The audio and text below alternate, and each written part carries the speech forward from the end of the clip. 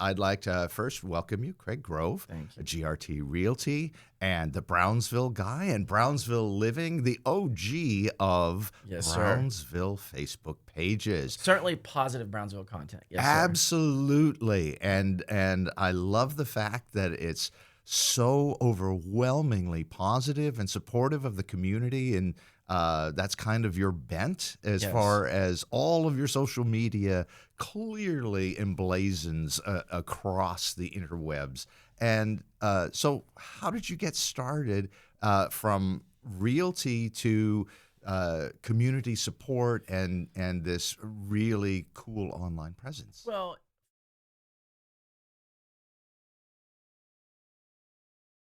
first of all, thank you very much. I appreciate that. I try to be as positive as possible. I've made some missteps in my time. Nobody's perfect. As far as kind of the convergence of real estate and social media, whenever I got into real estate in 2009, that was shortly after Facebook launched. And realtors are always looking for a way to market themselves and gain visibility and all this stuff. And I was a brand new realtor here in Brownsville, and I didn't know anybody and didn't have any real connections or anything like that. And so I was looking for a way to raise my visibility. And I went to a conference, and they were talking about social media. You got to do social media and all this stuff.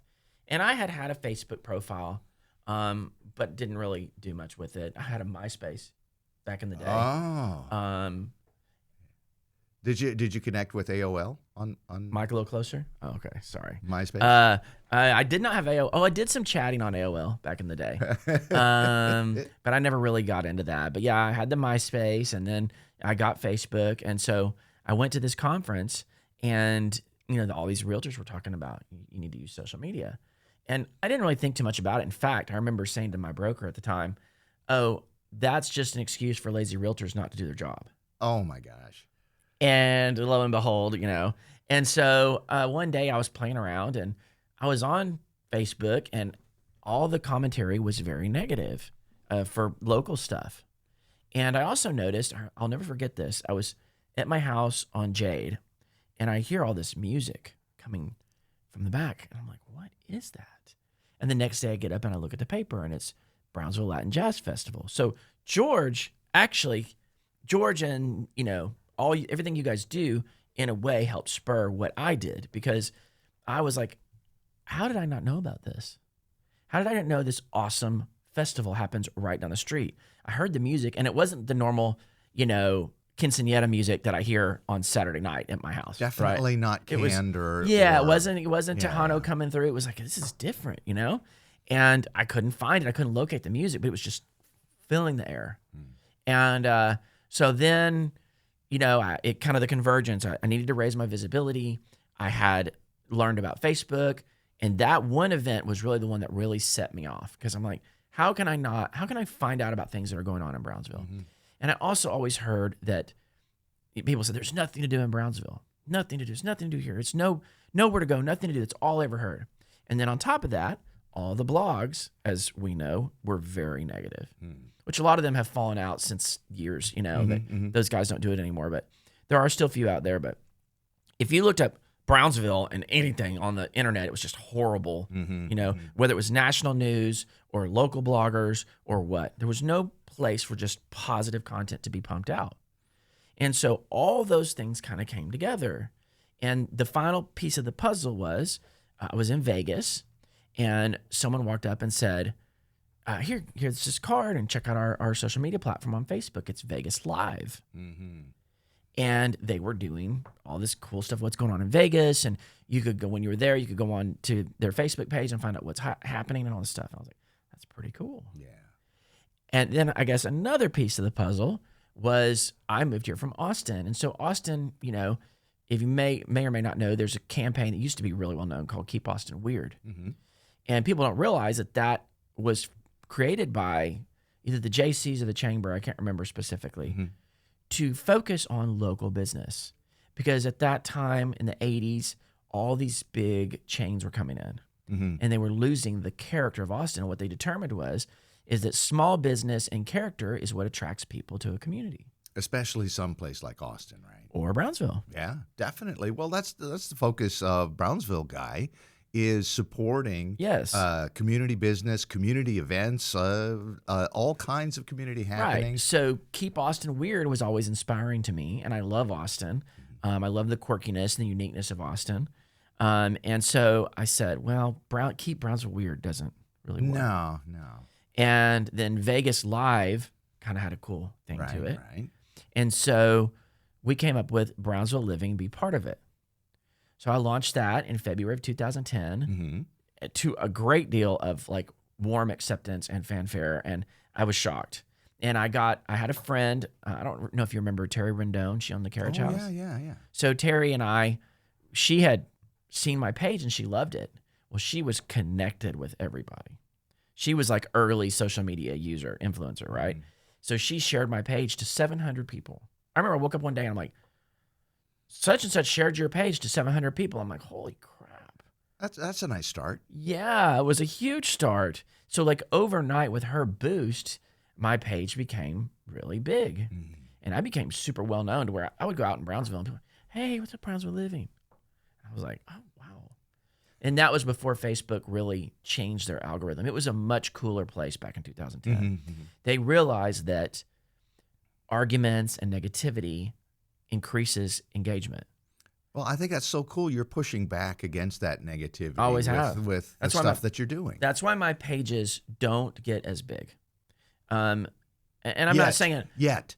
Well, it is what it is, right? I used to worry about likes and comments and, wanted everybody to like it and all that stuff. That was a real growth pattern I had to go through because first of all, you're going to realize that there's going to be people that are going to hate you no matter what. Sure. If you're doing anything, if you're projecting yourself, people are going to hate you. People are going to think you have ulterior motives. That was a big thing I had to fight through. Is always like, oh, he really just cares about real estate. I'm like, when do I talk about real estate? Right. Like, look at my content. I'm one of the biggest real estate brokerages and agents in town, and you would not know it from my content feed. Brownsville guy. Yeah. I mean, every now and then do I post it or whatever, or is my tag on the end very discreetly? And it's always been that way. I don't push my stuff on people, and my page is really about what it's about. I love to share and to tell people, hey, this is what's going on. Like, so what kind of businesses interest you, intrigue you? Well, I just love local business, local artists like Gabriel. Like, I remember our when production manager and engineer, Gabriel. off site here. I used to, really promote his studio a lot when he first got started. If there's a gallery stuff, art stuff, healthy living, the farmer's market, and locally owned and operated businesses. So it's all about, because keeping it local is so important. What people don't realize is that for essentially every dollar that you put back into a small business, about 70% of that dollar stays here. When you put There's even a multiplier effect. Yes. If you, through creating that attractive local culture and economy, people that come in, there's a multiplier effect. It for multiplies every on multiple. Yeah. The more you support local, the more you have a local identity. Okay, so people are attracted to identity. So much America has become this suburban just hellscape, right? Homogenized. Yeah, Home Depot, Lowe's, Jason's Deli, and look, I go to those places. Oh, I do too. No hate on them, but they make enough money. Let's try to support the little, craft coffee shop, the local place. They don't have the money to spend on advertising and marketing. They don't have the brand presence. And that's one of the things I noticed in Brownsville. And what you see across small towns in America, it's changing. But small towns, they're so starved for things, right? That when they get a franchise, the franchise blows up. Have you noticed that? Right. Like, oh my God, we got this new coffee house. We got this new. They get tons of business. They don't have to do anything. You open a small mom and pop, and the owner's friends don't even go to it.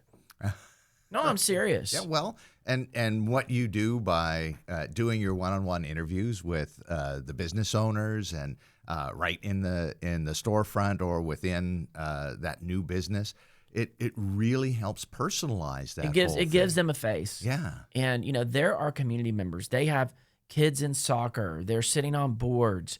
They spend their money here. And one thing that's great about the small business community too is they spend their money on small businesses. Like, I don't know if you remember the Hernandezes who owned the Oyster Bar. Oh, of course. Wonderful people, Yeah, right? yeah.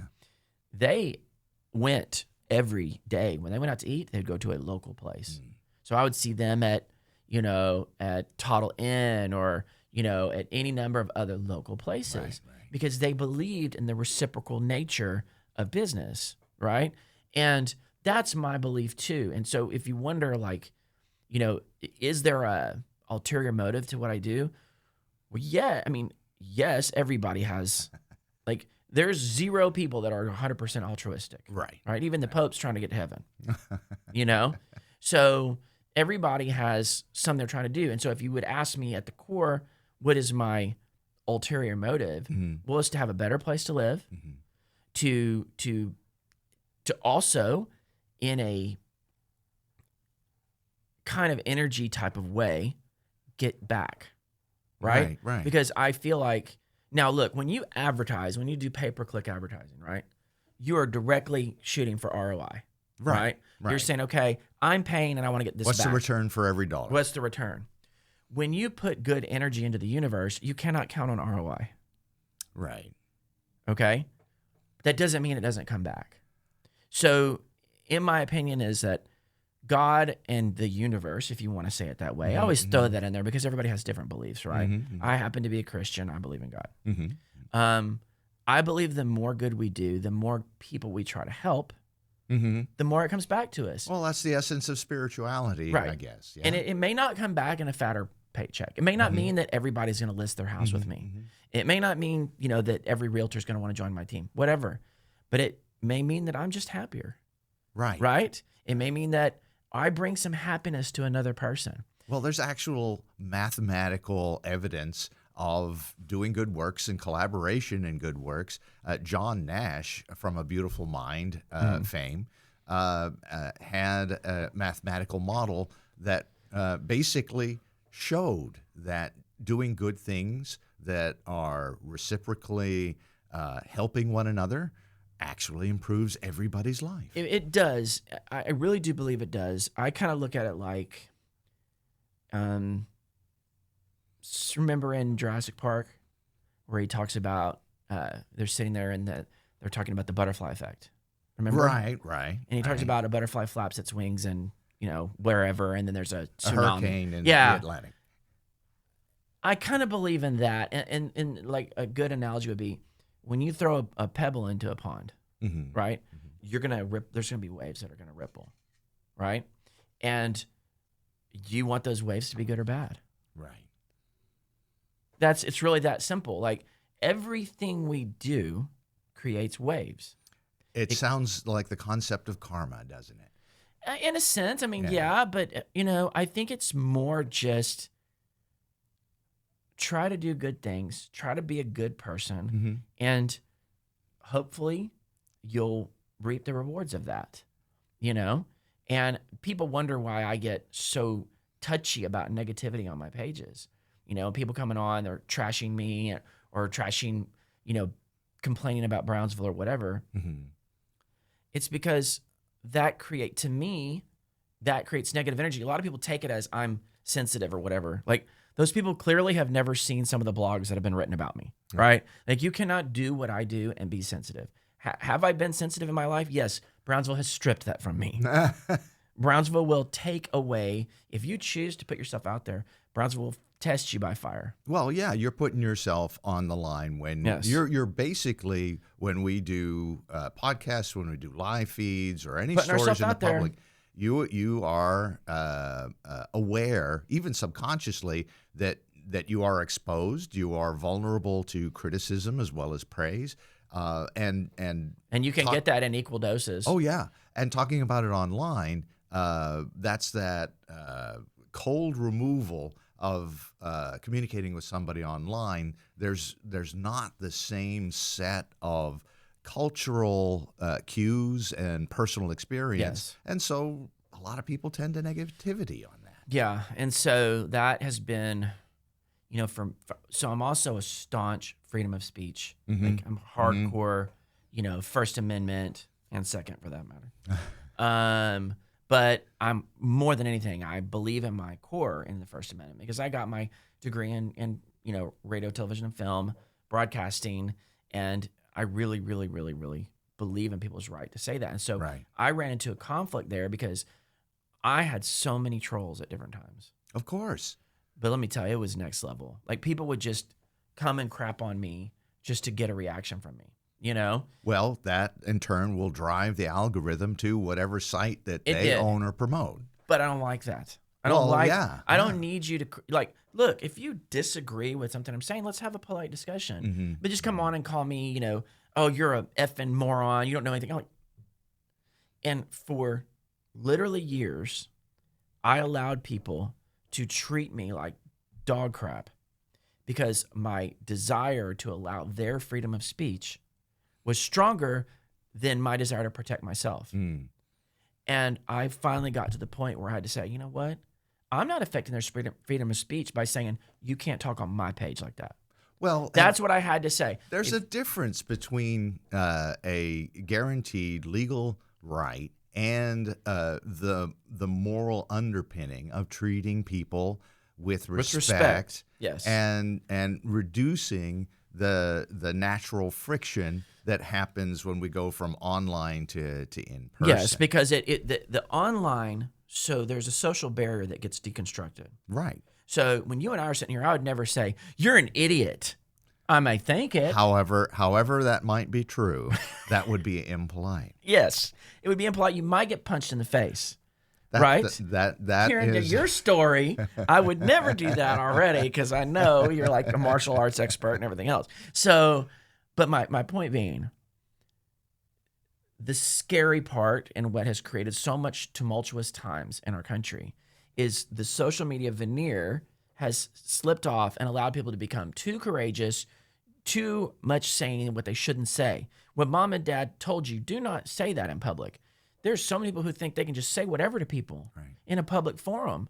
And I had to say to myself, you know what? I don't owe them anything. I don't owe you. This is my platform. This is my world. right. And as long as you respect that, we're cool. But if you come on here and trash other people or trash me, you're gone. And there's a lot of pages who want that. They want that trash because it builds their page. Because of the algorithm. The algorithm likes the fighting. Right. I don't. Right. And so my page used to be a lot bigger and grow faster when I allowed those jerks on my page. But my personal health was not good. Right. Because if someone comes and attacks me just out of pride, I have to respond. Of course. Well, and there's this kind of as you're talking about health, I think that there's a social health as well, because this drive towards negativity just deconstructs the idea of empathy and sympathy, because there isn't that personal relationship, and the negativity gets all of the kind of boosts and incentives, and all of that personal connection, like empathy and sympathy, evaporates because of it. So because of Facebook changing the algorithm and focusing on, they'll say we don't focus on negativity, we focus on engagement. But what's more engagement than people arguing? Right. So once they changed the algorithm, my page really went down, and then I also started booting the trolls a few years ago. I let trolls attack me for a decade. Wow. A decade. Yeah. And I would fight them. And then what I realized, to many people telling me such, you're bringing yourself to their level by engaging with them. Yeah, you're just immersing yourself in that kind of that battle of negativity, which has no real reason to exist other than for itself. Creating that clickbait. So that when I finally let go of that and realized, hey, my traffic isn't going to be what it was or whatever, but I let go of it. And then, you flash forward to now, the next iteration in my evolution as a social media influencer was to see that, the whole landscape of social media has changed so much. Yeah, of course. We talked about how it was more positive, then it went to negative, and then, it went to different types of formats. And so the last iteration came along in the last couple of years was to completely change the content I put out, and not the nature, but the content, how I put it out, what format, and then also to rebrand my company. Well, it seems to be working because don't you have like 176,000 followers or No, something like that? see, that's again, okay. So now we're going to go back to the confusion of the branding. So I started Brownsville Living in 2010, okay?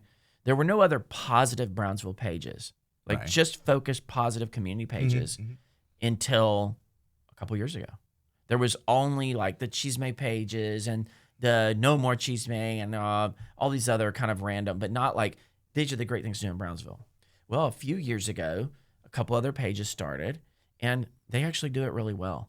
And they basically do the same thing I did, but a little bit more professional, quality photography and, just a higher level of production because it's their thing. Like this for me is my hobby. For them, this is their thing, right? It's a professional organization. So their brand, which is the one you're referring to, grew extremely big, extremely fast. And at first, I did find myself being a little bit annoyed. Because I'm like, I've been doing this for 15 years, and all of a sudden this page is ginormous. Well, they have the tools and the time and the focus. They actually make money off their content. They sell when they go to a business. No disrespect to them, that's their business. They charge that business to do a profile. I've never charged anybody. That's a common practice. Business. It's a business. Yeah. I don't no hate, but my stuff is organic. My stuff is, I'm at this event, I cover it.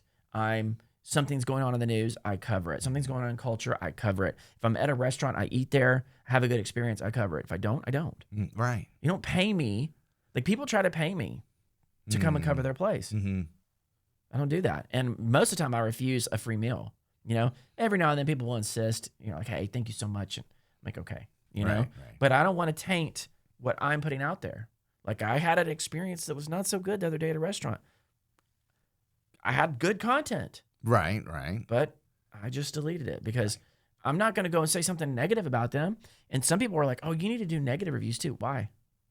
Why do I need to dump on a business? Right. Just maybe because they had a bad day? Right. Well, your responsibility isn't anything other than yours. You're not like the Brownsville food critic. I'm not a critic or anything like that. Yeah, people are like, you need to, it can't all just be positive. I'm like, why not? Right. Why do I need to go say negative stuff? There's plenty of people who'll do that. Right. Plenty of bloggers, plenty of reviewers on Google or Yelp who will talk crap all day. Let them do it. Right. That if a place is truly bad, it will be known. I don't need to project that. Yeah, but I see that you often in your feed and what you post online, you're kind of at the forefront of a business opening. I try to go early.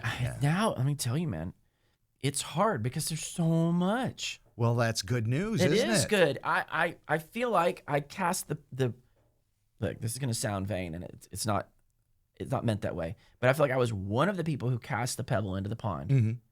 And that waves just keep going and going. And that's part of it. I'm not saying that I created the Renaissance in Brownsville. Of course, that's going to get misconstrued, what I just said, right? Like you said, you're always aware of what you're thinking. Right. That is not what I'm saying. But I was definitely early on and effusive in getting the word out on, we love Brownsville, let's support Brownsville. Living was the go-to place. Yes. And so I think I helped facilitate the Renaissance of Brownsville. And now it's gotten legs. And, I sat with Eugene Fernandez one day, and I was kind of lamenting that. I love Eugene. By the way, much love, Eugene. I hope you're getting better every day. He's amazing, dude. Well, he's our community historian. He is. In many, and so many much ways. more. Yeah, so much more. But he said to me, because we were walking through a project that he really pushed for, and not the Montezuma thing, but another thing. And if it weren't for him, it probably wouldn't happen. But he never got any credit for it and all this kind of stuff. And I was talking with him about that. And he goes, look, Craig, success has many fathers, failure has none. Yeah, right. And it made me realize, like, he was happy would he love to have everyone go, oh, Eugene, thank you. You did this. Of course, right? He's more interested in getting the work done. Getting it done. Yeah. And he said, you know what? That's fine. It's done. Right. And that's what matters. And if I don't get credit for it, okay. And, you know, and I'm okay with that. There have been times where ideas have been taken that I brought up, or things that I suggested were poo-pooed off and then ended up getting launched and done. I could name some very specific things, but I don't want to throw anybody under the bus. Right. But, you know, when I presented it wasn't an idea. It was like, and then all of a sudden, here it is. It's live. It's real. And it's still going on. And it was totally me 100%. I get zero credit for it, right? But that's okay. But that's okay. And I talked with my wife a lot about that, because there were times when I was stressed about that. You know, I was upset. Like, I did all this and I'm not getting any like acknowledgement. She's like, yeah, but your goal was just to make it happen. Right. So it happened. And you never know how far out from when you start promoting an idea, working on an idea, that it's actually going to happen. You would think that you gather some people together, you talk about the resources they can bring to bear on something that could really be a cool thing to happen for any member or part or the entirety of our community, and nothing happens. Nothing happens. Nothing happens. I did a project years ago, and I'd been talking about it for, 5-6 years. It only takes this much, and we have all the people that can do it, and all we need is this kind of support and this connection with these people. And it was 5 or 6 years of talking about it. And then one fateful evening, a bunch of these people that I had harangued about this project just happened to be gathered at this party, and it came up, and all of a sudden there was a pause, and they went, "Why aren't we doing this?" And I got a phone call, and then we were able to do this multi-year project that affected, I think, very positively a whole bunch of people.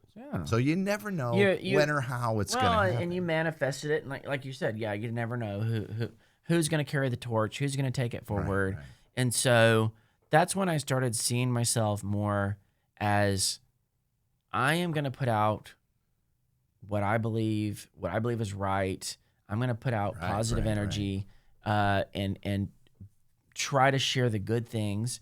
And another thing, I'll give another shout out to my wife, right, is she's like, look, do you enjoy what you're doing? Yeah. Okay, then who cares? Right. Like, because I'll do a video and it'll get 300 views. I'll be like, oh, I got 300 views. You know? And she's like, yeah, but did you like doing the video? Yeah. Mm-hmm.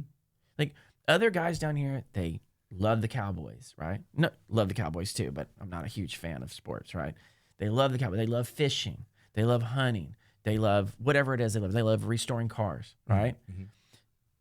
I like doing social media.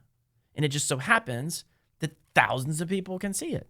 Well, and that comes through when you do your interviews. The choices you make to go to a place and do an interview are completely influenced by that. It's very evident in the pathway that you walk doing these things, and the character of the interactions that you have. It's right there that you enjoy this.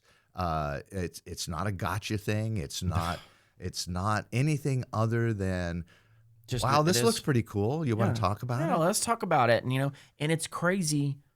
It's truly like amazing to me what things will catch on. One thing I learned is I used to do a lot of editing. Gabriel can tell you this.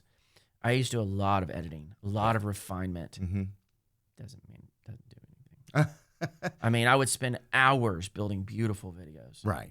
Just editing and cleaning up and then I post it and 200 people look at it. I'm like, yeah, no. And what I realized is people want authentic, people want organic, people want to feel connected with another person. It's kind of ironic, isn't it, that online platforms are providing that kind of personal interaction that online has limited in society. You see young folks around a table at a cafe or at a restaurant, and they're all of them totally immersed in their phones. And then they're looking for authenticity. And they're texting each other at the same table and sharing videos and that sort of thing.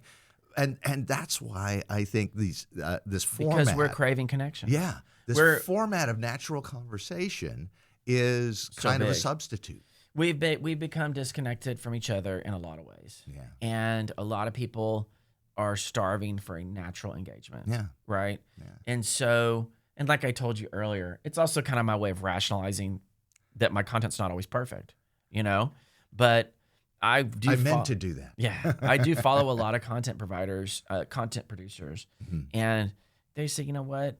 Just put it out there. Yeah. And a lot of the guys will say some of my biggest videos were the ones that I thought were going to be trash. And the ones that I thought were going to be big, nobody watched. And 100% that's true. Like the most random videos will blow up. Yeah. It's very difficult to predict. And it's like being a performer on stage. You can perform to the highest peak, passionate, expressive level, and the audience reaction will be meh. Yeah. And then you can have you really fall down bad, and everybody laughs and loves you. Well, and you can think you have a really bad night on a performance on stage. And then everybody just mobs you afterwards. Oh, that was the most magnificent thing. And you have no idea. Because you have no idea, but also because it shows that you're human. Yeah. Like, you know, we're so used to this Hollywood canned produced thing, and you see Hollywood's dying. Like Hollywood's going away. You know, the content that's coming out is so different from what, and I lament that sometimes because I love a good big budget flick, right? Yeah. But the stuff that people want now is more organic. So I never thought about what you just said in that way, but it's ironic as heck because we have become so isolated, and yet we're looking online for what's right in front of us. All the time. Podcasts. Go have a conversation. We're looking online for what's right in front of us. Right. That is crazy. Well, and you're sitting in front of your spouse and you're watching a video that you're looking for authenticity and engagement. Right. When you have your spouse in front of you or right next to you. Wow, man, that's pretty deep. That really strikes at the core. So really what it is people are craving connection more than anything. Oh yeah. And not only that, but safe connection. Well, that is just watching a video and engaging with the video is about as safe as you can get, generally. Yeah. You know, you don't have to go out and meet with someone or whatever. But you know what? It's too. My engagement has turned into real life. Many, you and I. Of course. I mean, me and Gabriel. Like the majority of people I know in Brownsville, the majority, except for like real estate agents, has come from my online presence. And so, you know, it's a double-edged sword. Of course. I love it when, and that's why people ask, I have people come on and say, your content's too local, especially on TikTok, because TikTok is more of a global thing, of course, right? Of course. And so I haven't really I've had a few videos go big on TikTok, but, you know, nothing like local. That's why my primary platform is Facebook. Because Facebook, to me, is more localized. You can be more localized on Facebook. TikTok needs to work on their algorithm to make it more, where you can be more local centric, right? And go viral local. It's hard to do on there. Right. But what was I getting at? Oh, just basically, I love it when the online world manifests into the real world, when it becomes a friendship, like you and I, or me and so many people. And so, you know, that was the very beginning, me craving connection, Right. and then getting it. And I talk to people all the time who come up to me.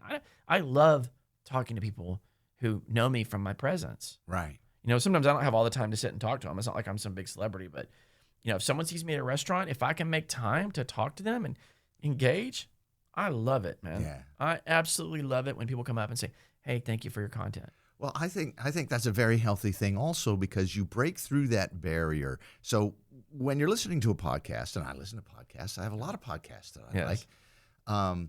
You're listening to this interaction. You're kind of a fly on the wall, so to speak, and you get a lot of personal, emotional benefit from listening to that casual, natural interaction. And you kind of become like you know that person. Yes.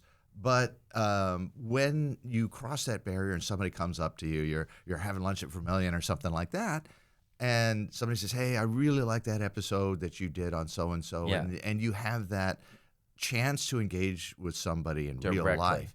And I think that's a very healthy thing, because one of the things that people avoid is something that is totally natural for everyone. You go to a party, One-to-one you engagement. talk to people, and there's going to be a time where you go, oh, I really shouldn't have said that. And you'll be starting the car, especially when you're live. yeah. Well, you'll be starting the car away from whatever event or meeting or lunch or anything that you had, and you go, oh, I shouldn't have said that, and you start to beat yourself up about that.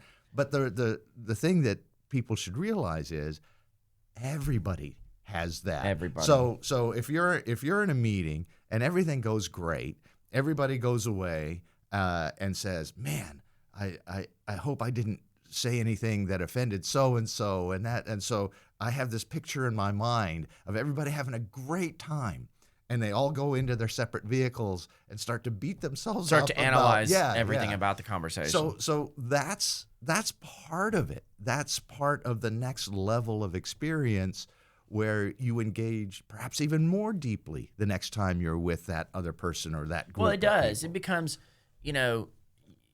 so a lot of people, they'll watch my videos or whatever, and I get told a lot, I watch but I don't comment. That makes me, well, and you can clearly see on my videos, I'll have 2,000 views and 20 likes and 1 comment. I'm like, how is that? That doesn't make sense. Right. Many of the people who follow me, they are quiet social media people. They don't post. And anybody can look at the data. If you're like, yeah, Craig, that's just what you're saying. Just look at my posts. I'll have 60,000 views on a video and 100 comments. Okay, like that ratio is weird. That's because a lot of my viewers don't comment. They don't comment and like, but they come up to me in person. And we do want that validation, right? Because look, anyone can say, "Oh, don't live for validation." Right? Okay. When you work all the time like we do. You at least want, does it just make your day when that guy came up to you and say, oh yeah, one of course person, it does. One person, I mean, it will make my whole day. It's not like I'm trying to be Brad Pitt. I know I'm not Brad Pitt, right? I know I'm not this amazing person, but to have someone, just a random person, come up and say, thank you, I love your content. It just makes my whole day, my whole week. I'm like, hey babe, this guy came up to me and said he loved my videos. One person. Well, that means shows so much that to you've me. had a positive effect in their life, and you can't help but react knowing grateful. that that's a great thing to have. Yes, and that's what at times when I felt the most unencouraged. Okay, what times I'm like, why am I doing this? Underappreciated, over criticized. I mean, I've been through all that. Where the only feedback is negative. And I'm like, why am I putting myself out there? There was several times where I almost deleted everything. I'm not kidding. Just woke up and delete. Seems like a pretty natural human response. Why am I putting myself out here to be trashed when I really mean well? Look, I'm not perfect. I make mistakes. I say dumb stuff. I challenge anyone to create as much content as I do and not say something stupid, right? And not post something stupid. It's not possible. Every year for New Year's, I make a resolution to not embarrass myself. And you'd by January 1. On January 2nd is as far as I've gotten. Yeah. I might as well make a resolution to grow a third arm. Yes. Because it's just not going to happen. No. And so, I definitely went through phases, the darkest phases, where I was like, why am I doing this? This is so stupid. It doesn't help my business. In fact, in some cases, it's hurt my business. Definitely takes away time from my business. Right. Look, I could be a lot more wealthy and successful if I put the amount of energy I do into Brownsville living, or the Brownsville guy now, just into real estate. Yeah. This thing that I do, this hobby, this unpaying hobby, it's a full-time job. Right. It's not just something that I just every now and then, I do it constantly. Yeah. I do things like this. I go to places. I make special trips. I mean, it's almost a 40-hour job. Yeah. But I think it's much more than a hobby. I think It's a calling. It's a calling, and it's an avocation that contributes to the well-being of the community. Well, I told God, because I went through some really tough times. And, I've alluded to those in some of the content I've posted, but I really don't, get personal. But I've been through some really tough times. We all have. Sure. And I don't think mine were any tougher than anyone else's. It's kind of part of life. But from my story, I've been through some tough times. Yeah. And I prayed a lot, and I told God, I said, you know what, get me through this, and I'm going to be a light. I'm going to be a better person, and I'm going to try to do good things. And so, yes, what I do, it is a hobby. It is in part to raise my visibility as a business owner. Sure. But more than anything, it's because in my heart, I feel like this is what I'm supposed to do. And the direction has always been there for me. Have I handled it perfectly? No. Have I always done the right thing? No. Have I made a ton of mistakes? Yes. But I come back. I get up every morning and I do it again and I do it again because I believe that I'm helping people. And like you said, if you feel like you touched one person, it's a good thing. It's a good thing. And I know I've helped way more than one person. I've helped businesses get back on their feet. I've helped artists get more exposure. I've helped, cultural events be bigger.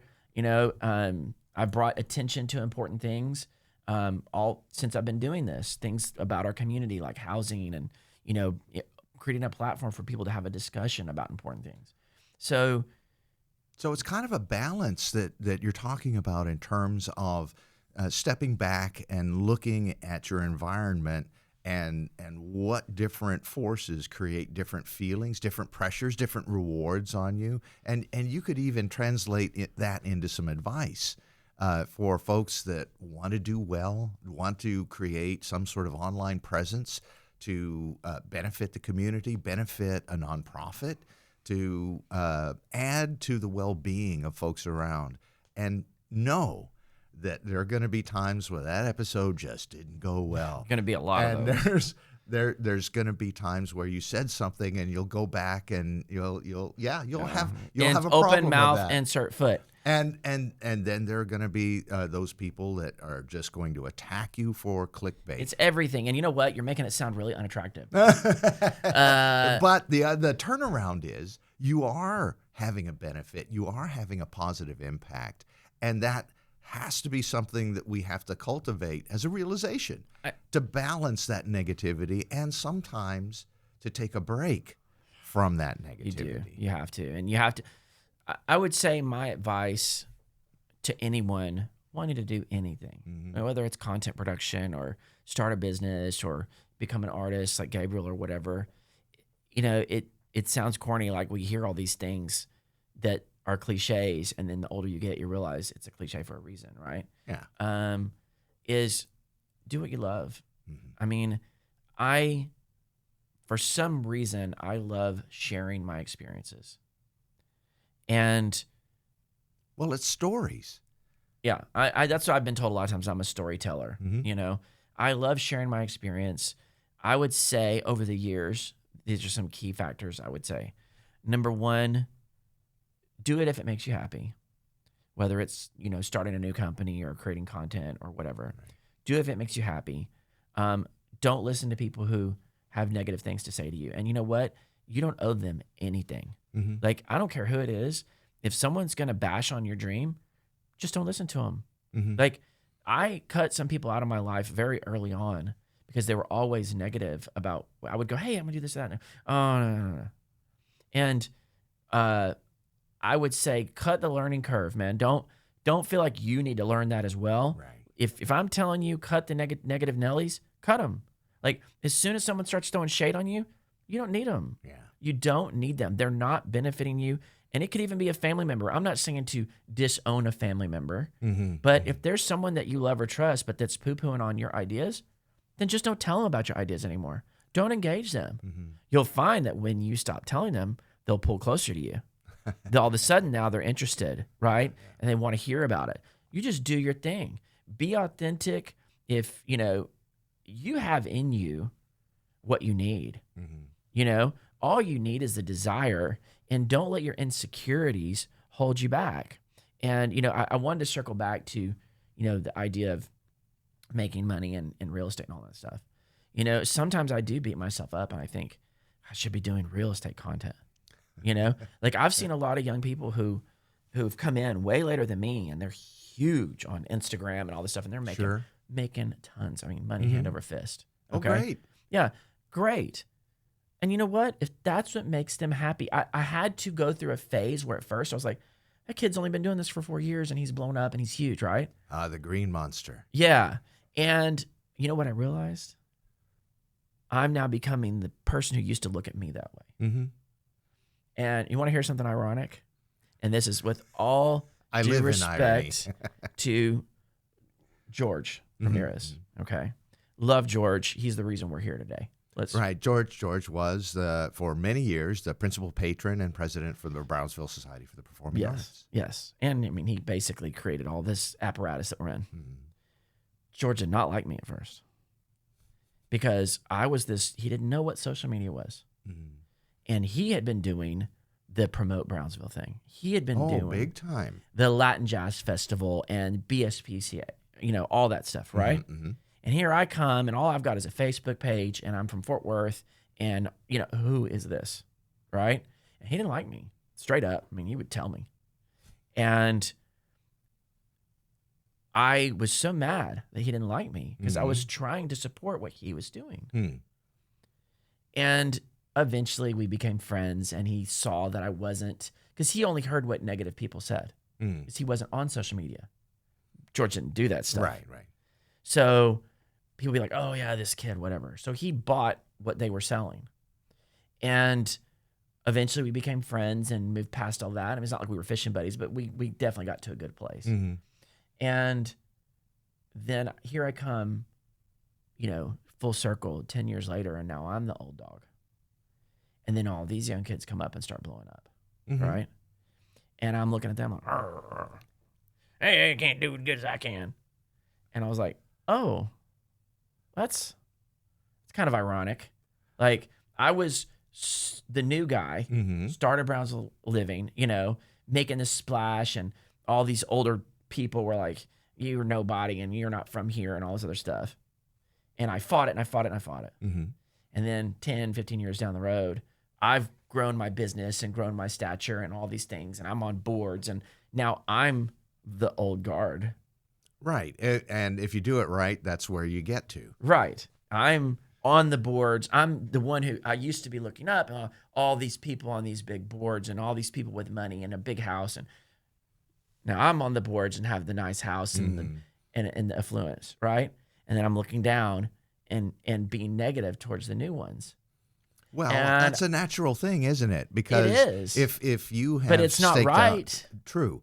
You have staked out your focus in life, or multiple things that you do, and other people doing that well can immediately, naturally be perceived as a threat. It's a threat. But you counter that by having the experience and being on a kind of a tilt for community engagement and being positive and being conscious. Being conscious. You know what I did?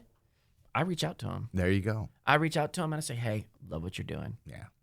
Anything I can do to help you. Right. And one of the guys... Because you've got nothing to prove at this point. I got nothing to prove. And what I found is, so one of the guys who was just killing it, and again, I don't like to use names. I don't want to reference people, right? But one of the guys who was killing it in my business, I was at first, he's all over social media and he's closing all these deals. Get off my porch, boy, And I said, no, don't be that guy. Yeah. You fought that guy. Don't be that guy. And so I picked up the phone and called him and said, hey, man, just want to let you know you're killing it. You're on fire in real estate. Your social media is on fire. I love what you're doing. And if you ever need anything, let me know. And he was like taken aback, right? Well, he calls me and goes, hey, can I come over and hang out with you and talk to you? And I'm like, yeah. Turns out he was looking up to me. And then he blew up, right? Right. So you don't know who you're influencing. You don't know who you're hating on either. Like, you could have inspired them. Right. You hear that story so many times, how people meet their legends and they're so let down. Like the person who, you know, inspired them to be who they are. And then they finally meet that person and they're like, I don't have time for you, kid. Right? And so I realized that I, in a way, have also inspired people. Mm-hmm. We become so insular and in our own mind that we don't realize. But somebody right now is where I was 15 years ago. Yeah. Just getting started, trying to make their way, trying to create their business and create a presence. And they're looking at who's doing a good job, right? Well, and they see me. that's an outgrowth of your positivity that you are looked up to, because not only of your success, because you are approachable. That's why people talk to you. That's why they feel uplifted when you reach out to them and let them know that they're killing it. Yeah, and it warms my heart to know that we can break this cycle of negativity. Mm-hmm. And that was one of the things I always complained about when I started in Brownsville, is the crab in a bucket mentality. We do have that problem here. We have a problem of thinking that there's not enough. What is it? Scarcity. We have a scarcity mindset in Brownsville, generally speaking. Mm-hmm. And that is one of the things I've fought since the beginning, is the scarcity mindset. There's not enough. I got to take mine. I got to take mine. I got to take mine. It's a natural thing. It is. But what you have to realize is the world is full of things, full of abundance. There is enough for everybody, okay? Just because I am making more doesn't mean you can't make more. Mm-hmm. It's totally unrelated. What I do and what you do are totally unrelated. And so if you have the crab in the bucket mentality, like, oh, this kid coming up, right? You are fostering negativity and negative energy. But if you believe that that kid has every right to make just as much as you, and every right to have a big social media presence like you, and all those other things, and you turn around and support him, now you're feeding the cycle of positive energy. And you know what? So what if he does go up and be bigger than you, right? Mm-hmm. What does it matter? None of us are going to be here forever. None of us are going to be on top forever. And that's the final thing that I had to let go of, is I had to let go of that. I don't need to be the top broker. I don't need to be the top agent. I don't need to be the top social media guy. I just need to be me. Yeah. I just need to be me and be happy. Not fueling the ego. Yes. And not that I don't have an ego, let's be honest. But that has been an effort for me and something I've been working on and working to be better on. And I pray about, and I try to not be envious, not be jealous, to look at someone else's success and be genuinely happy for them. Not superficially happy, but try to make and manufacture genuine happiness for their success. And that's really what my core has been about. I've drifted from it at times, and it's not easy to stay on that task, to stay on that path. Of course. But I truly believe it, and I truly want to project it. And, you know, if I can help other people as I live my life, and whether I'm on the upside of my life or the plateau or the down, if I can help people at any point, then that's what I want to do. Well, I think that really comes out in the work that you do, your online platforms, Brownsville Guy, Brownsville Living, and GRT Realty. Thank you so much. Thank you. We're so happy to have all this positivity, and it's really nice to sit down and have a chat with you about everything. Craig Grove, thank you so much for joining us. Thank you, my friend, and thank you for all you do. You've been such a blessing to Brownsville. I mean, I've known you since not long after I started doing all this. Right. You know, we worked together on the guitar festival, and Right. now, you know, the Latin festival, which we do need to talk about what's going on with that and how I can help you guys. Cool.